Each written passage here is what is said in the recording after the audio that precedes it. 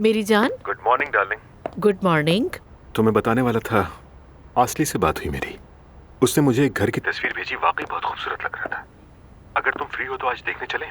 बिल्कुल देख लेते हैं। मैं आज फिर स्कूल से जल्दी लौट आऊंगी उमर। चलो ये तो अच्छा है, मैं तुम्हें पिक कर लूंगा। ठीक है, अब मैं चलती हूँ। See you then. Good morning. Good morning. Good morning. जल्दी से मैं नाश्ता करके स्कूल चली जाऊँ, क्योंकि आज वहाँ से जल्दी निकलना है, मुझे कुछ काम है। जिबल तुम भी देर नहीं करना, ठीक है? ठीक है। लेकिन मैं आपसे कुछ पूछना चाहती हूँ। बस दिमाग में एक बात आई। पूछो। जब आप और उमर अंकल शादी करेंगे तो क्या मैं और मैते एक ही घर में रहेंगे? हाँ जिबल बेटा, तुम, मैं, उमर, मैते और नानी। क्या मतलब कि नानी?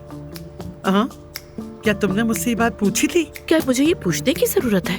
बेटा, मैं इस उम्र में दामाद के साथ नहीं रह सकती। मेरा अपना घर है, बिजनेस है, काम है, मुझे सबसे अलग रखो। क्यों नानी जान?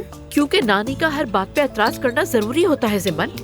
बेटा, मैं अपना निजाम नहीं बिगाड़ सकती। मैं यहाँ से कहीं नहीं जा रही, तुम्हें जाना है तो जाओ। मम्मी, ये बात आपको अच्छी तरह से पता है कि मैं आपको अकेला नहीं छोड़ सकती। ये अकेली नहीं है ज़ैनब साहिबा, मैं हूँ इनके साथ। हाँ देखो, सुना तुमने?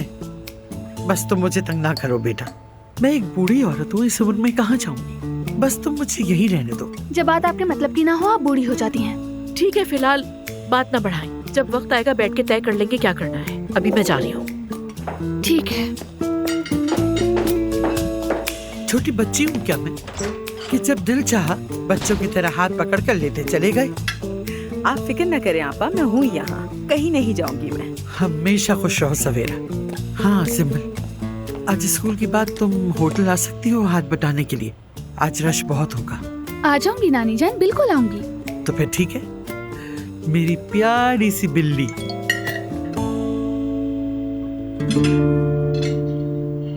स्कूल के बाद तुम्हें लेने आऊँ, साथ प्रैक्टिस भी हो जाएगी। स्कूल के बाद होटल जाना है, आज नहीं हो सकता।